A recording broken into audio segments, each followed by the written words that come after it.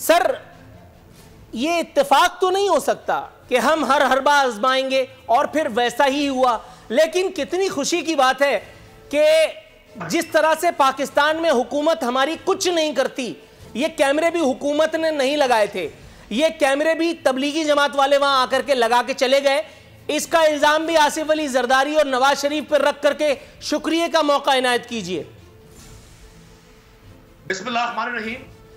देखिए नूर अल आरफीन साहब, आपने इतना बड़ा इंट्रो जिसमें कई हजार सवाल, कई सौ मिसाइल, कई सौ ड्रोन हमले किए। मैं कोशिश तो करूंगा, मुझे आपने 20 से 25 सेकंड दे रहे हैं, चूंकि आपकी तबाह नाजुक पे बड़ी ग्रां गुजरती है, आपके मिजाज के खिलाफ कोई बात की जाए। पहली बात तो कैमरों के हवाले से पार्लिमानी कमेटी बना दी गई है सेनेट के अरकान की, जिसमें अपोजिशन और गवर्नमेंट के बराबर के लोग मौजूद हैं। तो मेरा ख्याल है वक्त से पहले तबाह आजमाई करने के, वक्त से पहले अपने अल्फाज का जखीरा जाया करने के, आप जो एनर्जी ड्रिंक पीकर प्रोग्राम करते हैं उस एनर्जी के असरात जाया होने से बेहतर है कि हम उस कमेटी तक छोड़ दें जहां पार्लियामेंट में अपोजिशन और गवर्नमेंट के दोनों लोग बराबर बैठकर डिसाइड करेंगे। और मैं नहीं समझता कि अगर अपोजिशन के लोग वहां बैठे होंगे तो वो शायद आपके मिजाज और मेरे मिजाज के मुताबिक फैसला नहीं करेंगे, हकाइक पे मबनी करेंगे।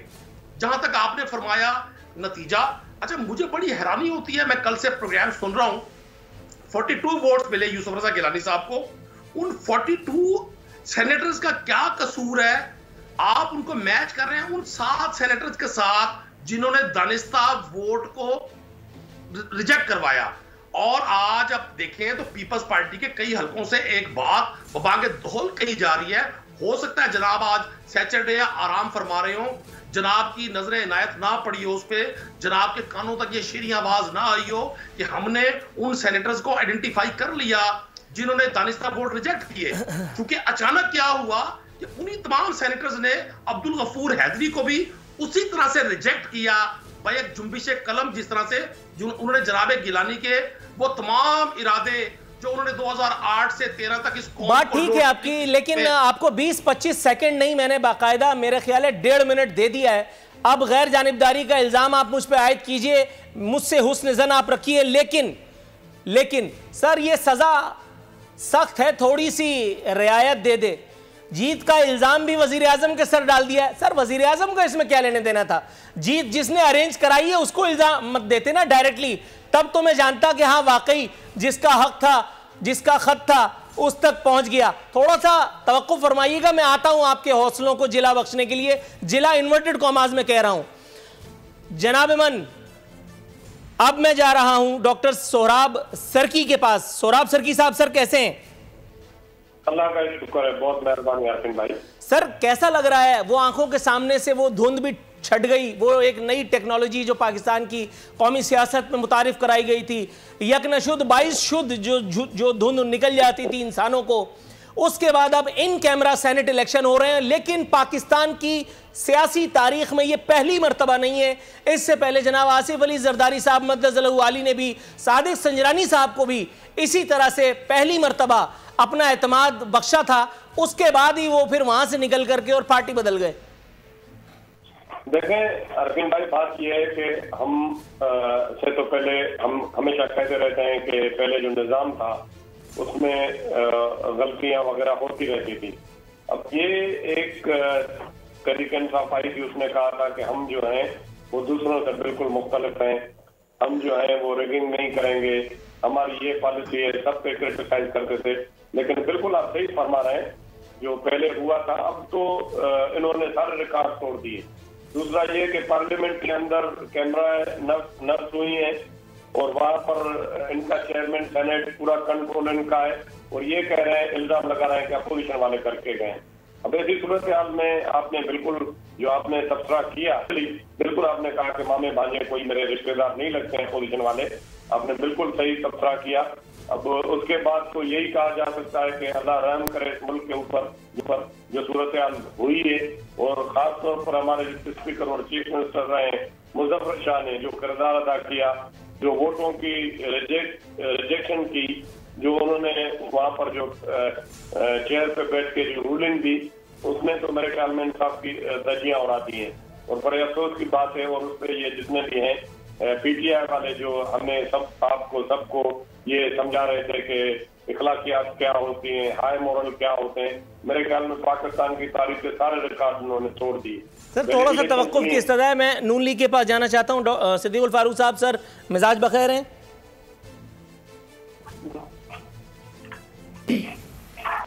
सिद्दीकुल फारूक साहब, आप मुझे सुन सकते हैं? अस्सलाम वालेकुम। वालेकुम अस्सलाम जनाब मन।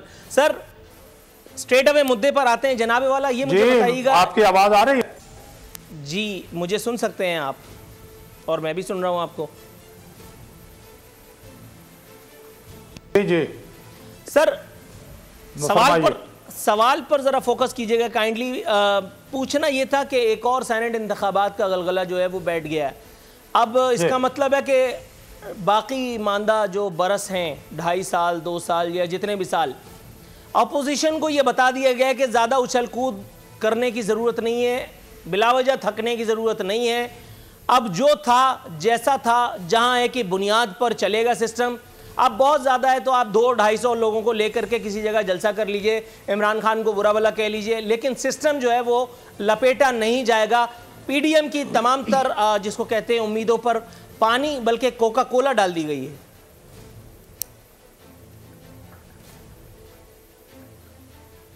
बिस्मिल्लाहिर्रहमानिर्रहीम, बहुत शुक्रिया। कोका कोला जो डला है उसके 2 घूंट आप पी लें, बाकी भी चुस्कियां लगा लें, लेकिन पीडीएम जो है वो अपनी आइनी जमहूरी जिद्दोजहद जारी रखेगी। कोई कुछ कहता रहे। 11 पार्टियां हैं, 4 सूबों से हैं, कौम की अक्सरियत इनके पीछे है, हुकूमत की नाअहली और ये जो दीदा दलेरी जिसका जिक्र भी हुआ, भाई इख्तिसार से कमेटी तो बन गई, लेकिन कस्टोडियन कौन था, सेक्रेटरी साहब कहाँ हैं, वो जो सैकड़ों का अमला है वो कहाँ है कि आके कैमरे फिक्स कर दिए गए। चलिए, और फिर जो रूलिंग दी गई हमें, जब से मैंने होश संभाला है और बालिग हुआ हूँ, वोट देना शुरू किया है, उम्मीदवार के खाने में किसी भी जगह मोहर लगा दी जाए वो उसका वोट होता है। बल्कि मैंने ऐसे फैसले भी देखे हैं कि मोहर लगाने वाले से गलती हुई तो थोड़ी दूसरे खाने में भी चली गई, तो देखा रिटर्निंग अफसर ने या जो पोलिंग बूथ पे जो अफसर पोलिंग, उसने कि ज़्यादा अगर उम्मीदवार के खाने में मोहर का हिस्सा है तो वो उसी की वोट है। यहाँ उसके खाने में लगी हुई मोहर है, कुछ अरेंजमेंट था जो भी था, लेकिन उसके खाने में मोहर लगी हुई को रिजेक्ट नहीं किया जा सकता। कमेटी जो बना दी गई है, 3 साल इससे पहले इंतखाबी कवानीन पे कमेटी बनी, मुस्लिम लीग नून ने अपना एक मेंबर कम करके तहरीक इंसाफ को ज़्यादा नुमाइंदगी दी, वो उसमें आते ही नहीं थे, उस वक्त बाबर अवान भी था। अब ये जो कमेटी बनी है उसमें तहरीक इंसाफ के लोग नहीं आएंगे, हुकूमती लोग, तो वो कमेटी क्या कर लेगी। तो बहरहाल अगर ये रियासत मदीना का ये इन्होंने इस तरह से मजाक उड़ाना है अपने इक़दामात से, तो फिर ये जाने। Right sir. नदीम कुरैशी साहब, सर जो चुप रहेगी जुबाने खंजर लहू पुकारेगा अस्ती का, पीटीआई का ट्रैक रिकॉर्ड है, जैसे ही किसी मामले की छानबीन शुरू होती है आप दौड़ जाते हैं फौरन स्टे ऑर्डर लेने के लिए। बीआरटी पर आपने यही हरकत फरमाई, फॉरेन फंडिंग पर जो कुछ हुआ वो दुनिया देख रही है। जनाबे वाला सर, पूछना यह था कि ये जो कमेटी बनाई है उन लोगों ने जिनकी अपनी कमेटियां निकल गई हैं और वो हमारे सरों पर मुसल्लत हैं, सर क्या गारंटी है इस बात की कि जिस तरह से आपने फैसल वावडा को तहफ़्फ़ुज़ फराम किया, फैसल वावडा कानून की पेचोखम का सहारा लेकर के हमारे इस लूले लंगड़े निजाम का बेनिफिशियरी बन करके बाकायदा एक नाअहल आदमी खान साहब का एतमाद लेकर के और गेट नंबर 5 से होता हुआ सेनेटर बन गया, उसके बाद इस्लामाबाद हाईकोर्ट को ख्याल आ रहा है कि अरे ये तो नाअहल था, इलेक्शन कमीशन चुप रहा, चीफ इलेक्शन कमिश्नर ने अपनी मौजूदगी का थोड़ा सा भरम रखने की अदाकारी फरमाते हुए महज 50,000 रुपए का जुर्माना करके अपनी जान छुड़ाई। सर कुछ फरमाइएगा। देखिए नूरुल आफिफ सिद्दीकी साहब, मुझे या आपको किसी ने ये हक नहीं दिया, माजरत के साथ मुझे आपका बड़ा एहतराम है कि हम हर इदारे के हेड को, हर इदारे की डिग्निटी को बैठकर या चैलेंज करें।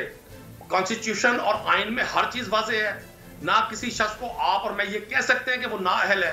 अगर आप किसी ऐसे शख्स को जिसको पाकिस्तान की कोर्ट्स नाअहल करार नहीं देती उसको नाअहल करते हैं और जिनको पाकिस्तान की अदालतें सिसिलियन माफिया अंडरवर्ल्ड का डॉन करार देती हैं, उनकी तारीफ और तौसीफ और हिमायत में आपके पास लफ्जों के खजाने खत्म हो जाते हैं। नहीं सर, ये बात आपने गलत कर दी है, इसलिए आपका जवाब यहीं दफन कर देता हूं मैं। नवाज शरीफ के खिलाफ पानामा में और उससे पहले और उसके बाद मैंने नवाज शरीफ के बारे में यह तक कहा कि वो एक आदमी मेडिकल एनआरओ लेकर के खान साहब से मेडिकल एनआरओ लेकर के बैरून मुल्क गया और वहां डंडा डोली कर रहा है, झूला झूल रहा है। मैं वाहिद आदमी हूं जिसने नवाज शरीफ और आसिफ अली जरदारी के लिए फांसी तक का मुतालबा कर दिया। अपनी उयूब को छुपाने के लिए मैं अपनी गर्दन नहीं दूंगा सर। नो बिठाया हुआ है, आप दूसरों की बात भी सुना करें।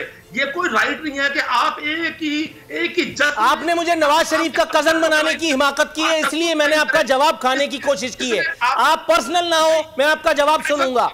आपने ये कैसे कहा कि नवाज शरीफ की मैंने नवाज शरीफ से रोटियां ली है? देखिए, आपको किसने राइट नहीं दिया? आप किसी ऐसे शख्स को जिसको पाकिस्तान का आईन इस्लामाबाद हाई कोर्ट की ऑब्जर्वेशन आपकी खिदमत में पेश कर चुका हूं जनाब। अब बताइए, बड़ा करें इनको। वो एक आदमी के जो हर मर्तबा कोर्ट में अपने वकील, अपने जर खरीद वकील को भेज करके अपनी फेस सेविंग करता रहा, आपको भी पता है। कैमरा उतारेंगे और आपका ईमान जाग जाएगा। आप भी उन लोगों में से। सर, कैमरे के सामने हक बोले तो मैं जानूं।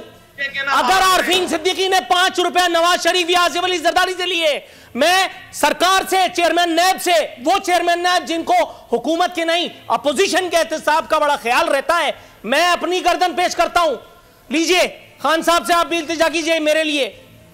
देखिए, अब आप चूंकि आपके हाथ में माइक है, आप एंकर हैं, आप उसकी लिबर्टी लेते हैं। आप मुझे बात करने दें। मैं चेयरमैन में आपकी नौबत नहीं आने दूंगा। आपके लिए चेयरमैन मैं खुद हूं। आप किसी शख्स ने ये राइट नहीं दिया। 30 सेकंड में ब्रेक हो रहा है, ब्रेक से वापस आऊंगा। आपकी ये हसरत भी मैं पूरी करूंगा। ये हसरत भी मैं इंशाअल्लाह। सब्सक्राइब करें और बेल दबाएं ताकि कोई खबर रह न जाए।